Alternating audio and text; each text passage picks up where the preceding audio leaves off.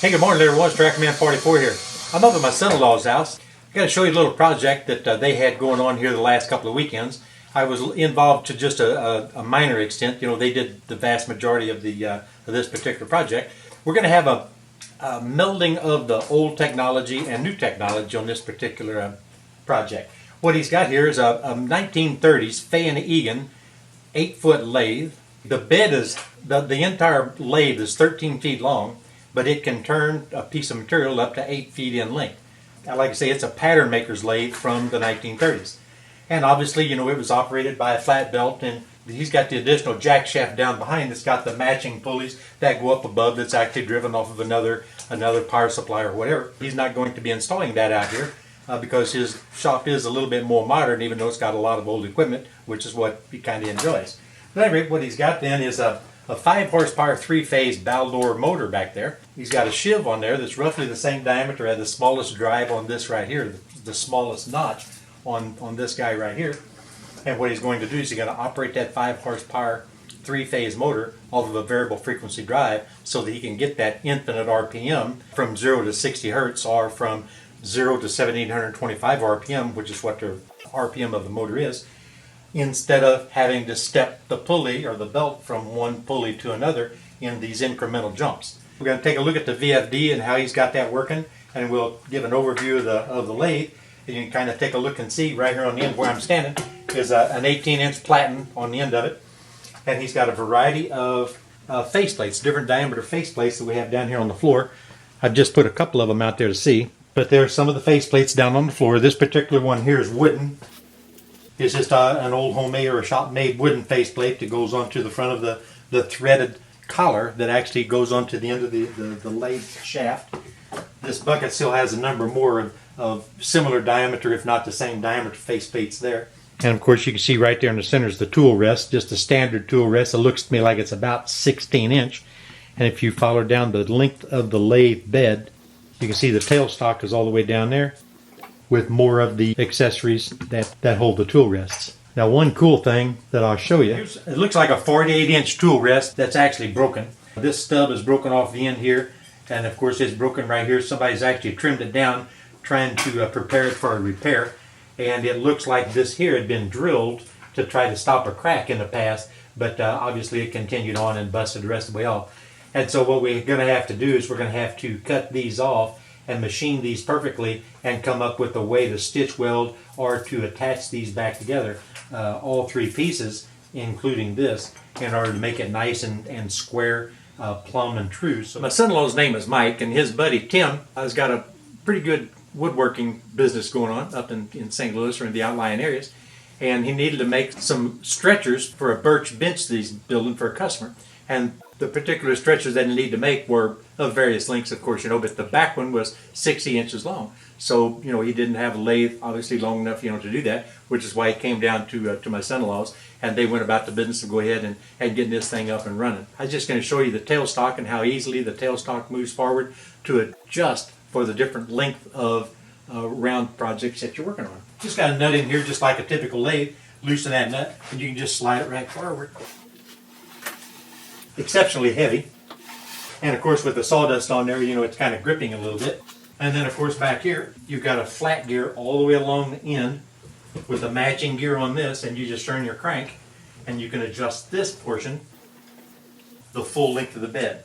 So that's really pretty cool. But anyway, you take a look here and it looks like it's well, it's very similar to a metal lathe tooling right here. But what that does, Mike informs me that once you make a cylinder the full length, very close to the diameter that you want, but it has to, and if you have to maintain that exact diameter, the full length, what you can do is go ahead and turn this guy in, use this bit right here, this wood cutting bit right here, and then turn the carriage with the crank, driven on the flat gear, the full length of the round stock with the bit engaged to totally make it from one end to the other the exact same diameter. And that's really pretty cool.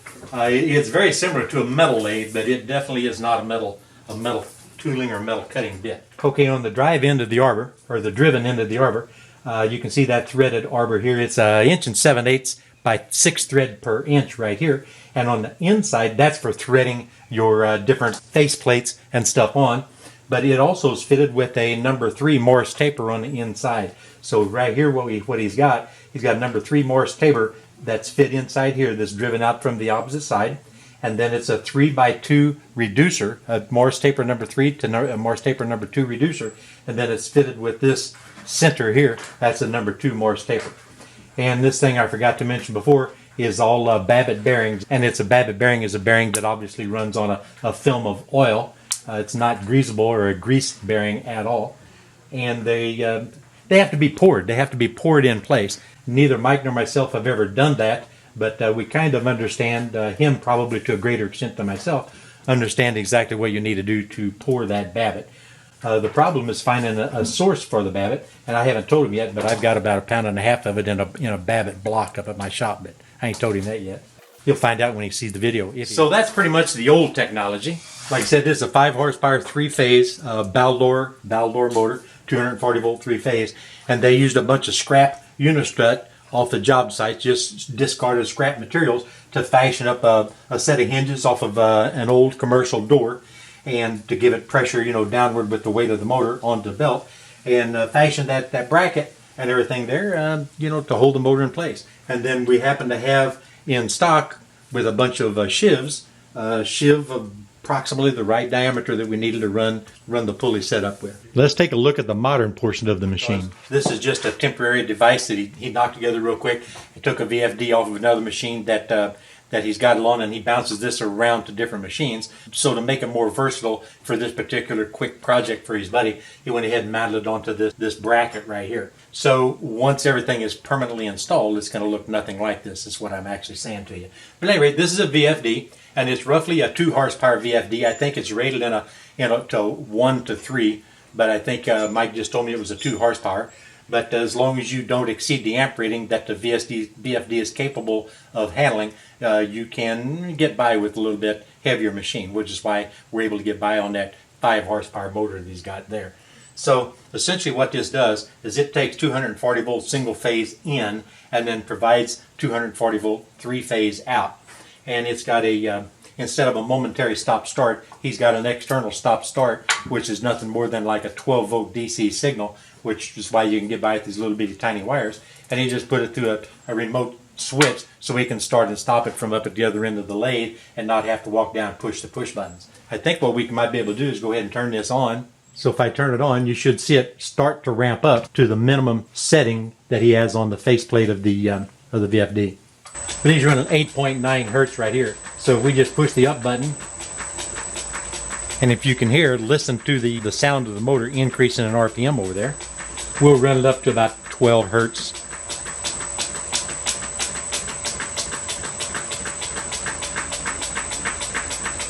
There's 12 hertz.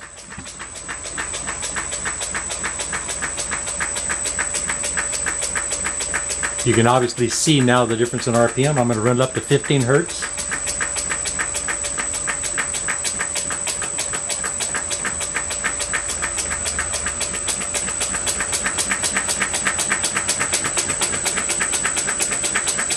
There's 15 hertz right there. You see there's a little bit of a wiggle and a wobble. We'll talk about that in just a second. But you can see how infinitely adjustable the speed is with the VFD. If he was running flat belts to the jack shaft, you would have incremental jumps whenever you go from one to another. It's not infinitesimal in its adjustment in output, whereas the VFD is. If you take a look, you'll see a shiny spot come by. Well, the wiggle and the jiggle and the sound is in rhythm with the number of times you see that shiny spot come by, and I'll show you why.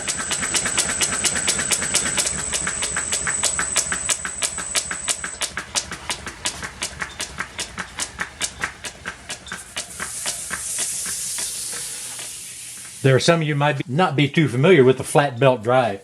What this is essentially a flat belt drive with the belt lacing material with, well, the old guys used catgut, to seal those belt lacings together. But we just stuck a piece of number 12 copper wire in there. But this actually is flexible, okay? But as it goes around the circumference, it kind of makes a little bit of a noise and jumps just a little bit because this has got a little rough spot in it right here. That's just the way it is. So Unfortunately, it develops us a little bit of vibration, so we're not able to run this at 60 hertz at full RPM, but it doesn't matter because he was able to accomplish his entire project running about 25, 26 hertz. That's all the speed he needed to go to get his project done.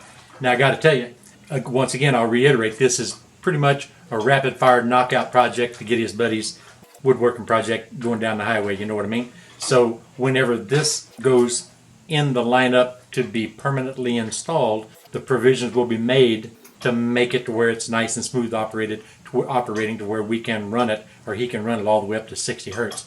Like I said, this is something we just had to get done in a hurry. If you want to talk about that flat belt for a little bit, we'll show you. Take a look. You got 3-inch spots right here. Well, we didn't have any 3-inch flat belt.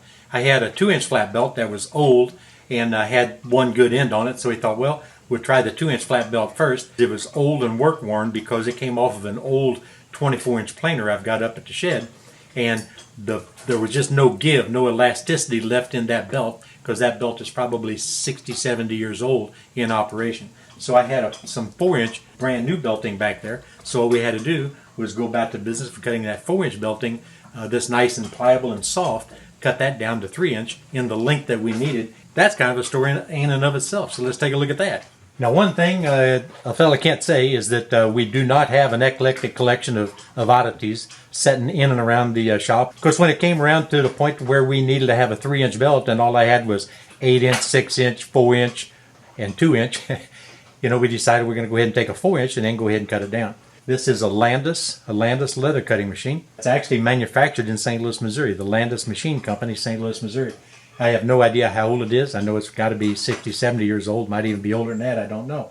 But you can see right here, it operates kind of like a metal slitter.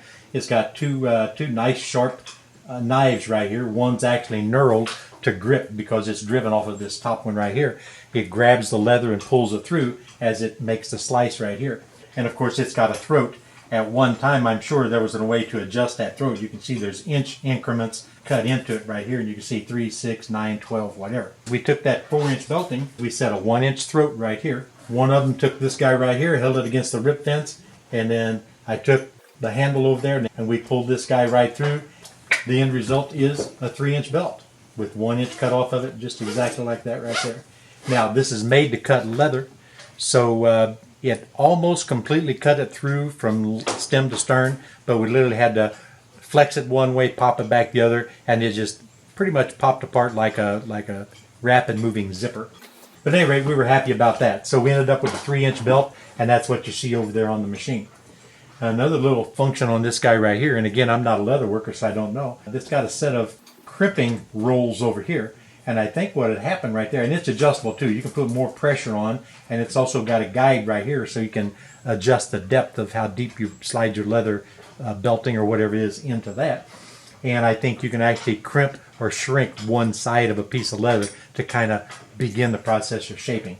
Again, I don't know what I'm talking about, I just don't know. That's what I surmise. It worked quite well for what we needed it to do, and that was cut this 4-inch belting material. It's just a neat machine. Had to spray a little WD-40 on it. It's kind of gummed up and everything, Sure worked out good. I got just a couple of seconds of video while it's in progress. Now, when you turn something this long, which is 5 foot in length, and this diameter, it's going to have a lot of flex in the middle. So you can see that real deluxe steady rest he built just specifically for this project and for this machine to kind of help him in making it as nice as possible. It worked very, very well, I must add.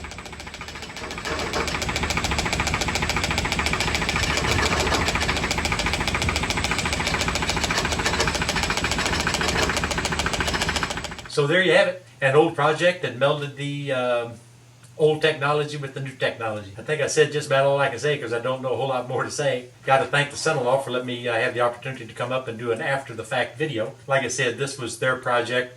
I just kind of helped just with a little bit with that belt and, of course, the leather cutting machine. And look forward to many more videos on my son-in-law's channel in the future, and maybe on Tim's channel if I can talk him into starting a YouTube channel. He's got a heck of a woodworking business and he does a heck of a good job.